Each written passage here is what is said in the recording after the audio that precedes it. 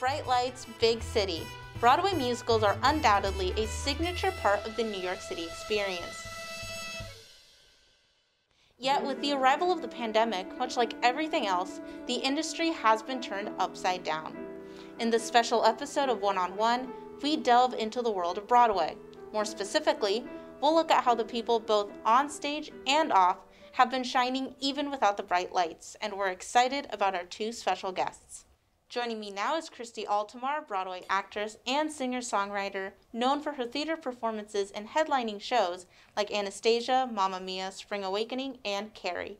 Christy, welcome to One-on-One. Thank you so much for having me, Haley. And just to start things off, you're on the Broadway stage basically 24/7. So what's it like during the pandemic right now? How's that working out?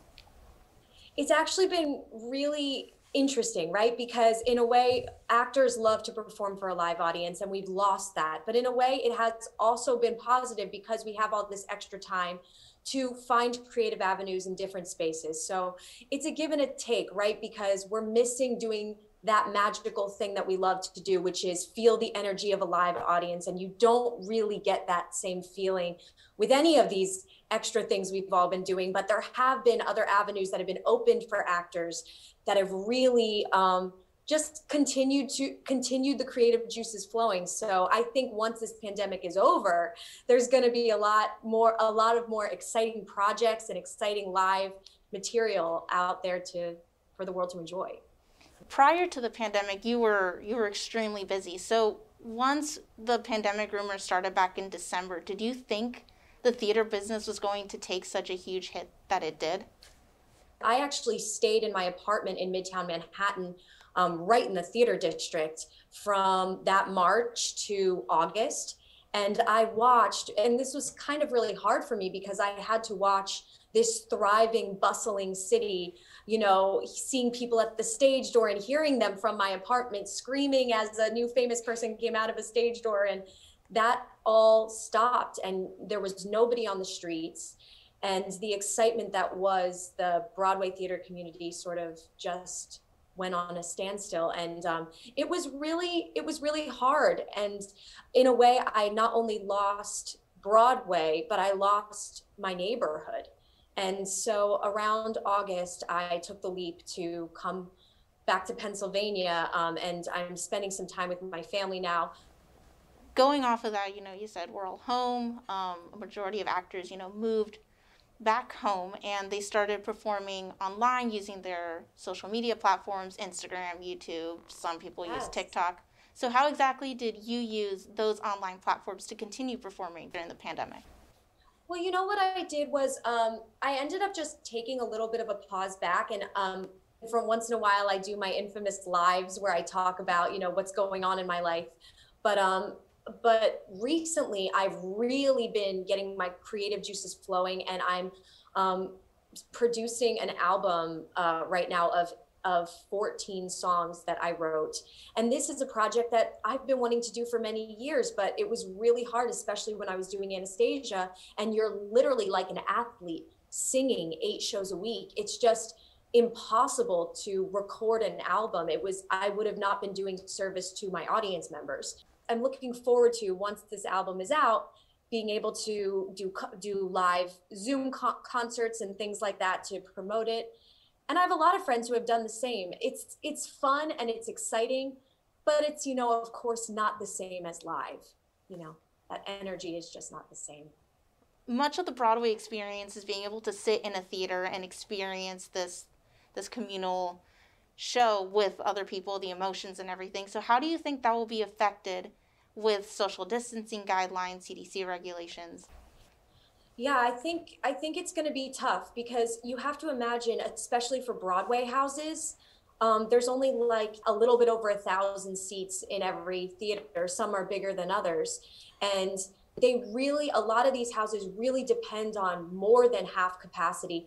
And in some instances are banking on there being 100% capacity. So in whatever way they do open, there has to be that assurity that people are safe. And so I'm hoping that this vaccine really works. It sounds like the Moderna one is really going to pan out. Those are the things that I think Broadway is really hoping for, because because that half capacity thing, I think, is just going to be too tricky for the kind of shows that Broadway deserves to bring its audiences, you know? Christy, we wish you the best of luck in all of your endeavors. We're very much looking forward to the release of your album and your upcoming performances back on the Broadway stage. Thank you so much. Thank you, thank you, thank you. From a star's perspective to a producer's, joining me now is Chase Thomas, whose credits currently include producing Broadway's Jagged Little Pill and A Christmas Carol. Chase, thanks so much for your time today. Thank you guys so much. Woo!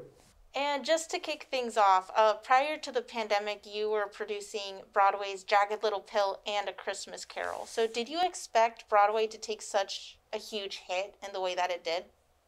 No, so my producing partner, Yael Silver, and I, we were just so excited to be working on Jagged Little Pill and then A Christmas Carol. And while all this was happening, we created a company called Carmine Creative Entertainment. And through that, we were just so excited. We were just, so happy and so thrilled to be producing on Broadway. And then unfortunately, the pandemic happened and we're like, oh no, what do we do? So what we did is we quickly pivoted, we innovated, and we started creating these new live streams and just quickly adapted to the economic, just the overall environment of what was going on with the theater industry.